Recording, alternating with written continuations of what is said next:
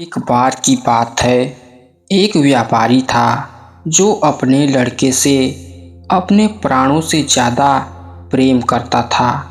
वो लड़का उसकी आंखों का तारा था। वह अपने लड़के को देखकर ही जीता था। जब तक वो अपने लड़के को देख न ले उसे चैन नहीं मिलता था। वो लड़का ही उसकी खुशियों का कारण था। एक दिन दुर्भाग्य से लड़का अचानक बीमार हो गया। काफ़ी इलाज कराया पर लड़के की हालत दिन पर दिन बिगड़ती जा रही थी। और एक दिन वो लड़का अपने पिता की खुशियों को उजाड़कर इस दुनिया से चला गया। वो व्यापारी इस सदमे को सह नहीं सका और पागल सा हो गया। एक दिन वह घूमते हुए श्रावस्ती नामक स्थान पर पहुंचा।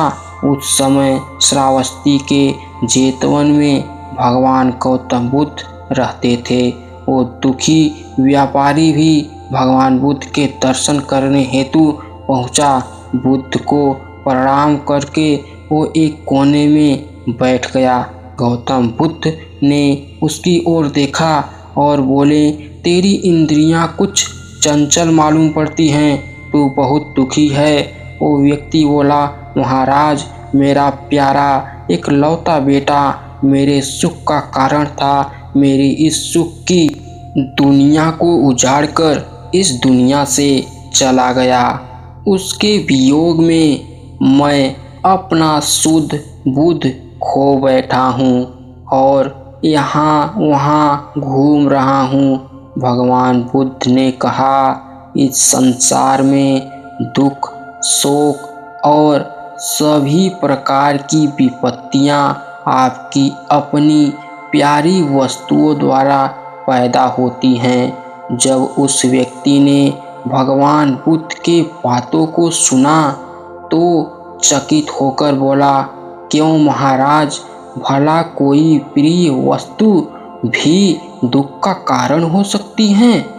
इतना कहकर वो उठा और बुद्ध को बिना प्रणाम किए हुए वहाँ से चला गया।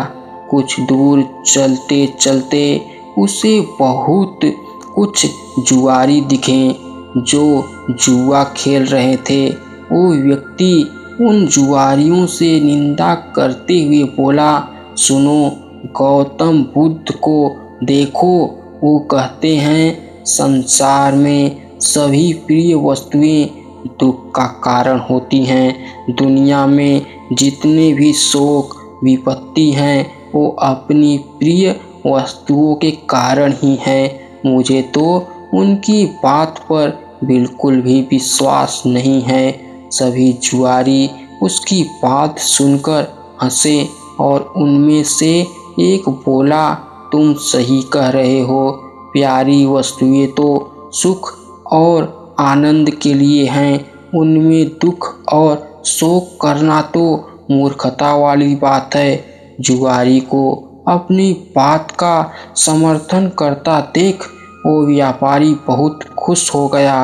बस वो समझ गया कि वो ठीक है और गौतम बुद्ध गलत। अब तो वो जाकर सबसे गौतम बुद्ध की बुराई करता। यह बात पूरे नगर में फैल गई। उस नगर के राजा प्रसेनजीत के कानों तक भी यह बात पहुंच गई। उस राजा को भी गौतम बुद्ध की बात सही नहीं लगी। उसने कई विद्वानों से इस बात पर चर्चा की पर सभी ने कहा कि ऐसा नहीं हो सकता। भला कोई प्रिय चीज दुख का कारण कैसे हो सकती है? जब यह बात रानी ने सुनी तो उसने राजा से कहा, महाराज, यदि गौतम बुद्ध ने यह बात कही है तो निश्चित ही यह सही होगी। रानी की बात सुनकर राजा क्रोधित स्वर में बोला, गौतम जो भी कहता है तू बस उसकी बात का गुणगान करती है। ये सब तेरा भ्रम है। तुझे एक भ्रम के रास्ते पर जानबूझकर भटकते हुए देखकर मेरी आंखें जली जा रही हैं। जा, हटा जा यहाँ से। भगवान बुद्ध के खिलाफ रानी कुछ नहीं सुन सकती थी, इसलिए वहाँ से दुखी होकर वहाँ से चली गई। रानी ने सूर्य नाम के एक ब्राह्मण को बुलाया और कहा, तुम शीघ्र ही भगवान बुद्ध के पास जाओ और उनको मेरी तरफ से सादर प्रणाम करके कहना कि संसार में प्रिय वस्तुएं दुख का कारण कैसे होती हैं। जब वो तुमको इसका उत्तर बताएं तो उनकी एक भी बात को भूल न जाना और सारी बात आकर मुझे बताना। सूर्य बुद्ध के पास गया और उनसे मल्लिका द्वारा कही गई बात बता दी। भगवान बुद्ध बोले, हाँ, इस संसार में सभी प्रिय वस्तुएं दुख का कारण होती हैं।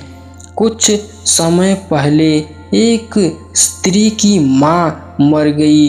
वो स्त्री अपनी माँ के वियोग में इतनी दुखी हो गई कि उसका अपने शरीर का भी ख्याल नहीं रहा।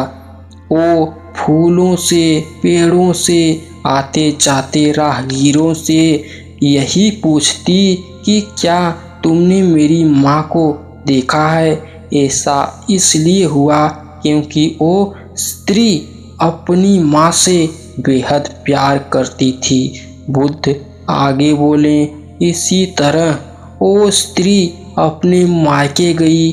उसके भाई उसकी शादी किसी दूसरे से कराना चाहते थे और उस स्त्री को मजबूर कर रहे थे, पर वो स्त्री अपने पति से बहुत प्यार करती थी और उसका पति भी। पर उस स्त्री के भाइयों को यह विवाह अनुचित लग रहा था। एक दिन वो स्त्री किसी तरह से अपने पति के पास पहुंच गई। उसके पति ने कहा कि हम इस दुनिया में नहीं मिल पा रहे हैं, लेकिन स्वर्ग में तो जरूर मिलेंगे। यह कहकर अपनी पत्नी को मार दिया और खुद भी आत्महत्या कर ली। सूर्य बुद्ध की सभी बातों को सुनकर और बुद्ध की आज्ञा लेकर रानी के पास पहुंचा और उन्हें सारी बात बताई। रानी प्रसन्न होकर राजा के पास पहुंची और उन्हें सारी बात बताई कि संसार में प्रिय वस्तुएं दुख का कारण कैसे होती हैं। रानी की बात सुनकर राजा सन्न होकर उसे देखने लगा। रानी आगे बोली, महाराजा, आपकी प्रिय पुत्री वज्जिड़ी आपको प्यारी लगती है ना। राजा बोला, हाँ रानी, वो तो मेरी आंखों का तारा है। तब रानी ने कहा, यदि वज्जिड़ी के जीवन पर किसी विपत्ति का आक्रमण हो तो क्या आप दुखी नहीं होंगे। राजा बोला, दुखी नहीं का क्या मतलब है, मैं तो इसे अपने जीवन पर आक्रमण समझूंगा। इसी तरह रानी ने राजा को प्रिय लगने वाले मंत्री, सेनापति, राजगुरु आदि के संबंध में भी पूछा। इस पर राजा ने कहा कि यदि उनके जीवन पर भी यही विपत्ति आई तो उन्हें दुख ही नहीं होगा। रानी मुस्कुराते हुए बोली, महाराजा, अब तो आपको गौतम बुद्ध की बातें समझ में आ गई होंगी। राजा चौकन्ना होकर सोचने लगा और बोला, गौतम बुद्ध हमेशा सही उपदेश देते हैं।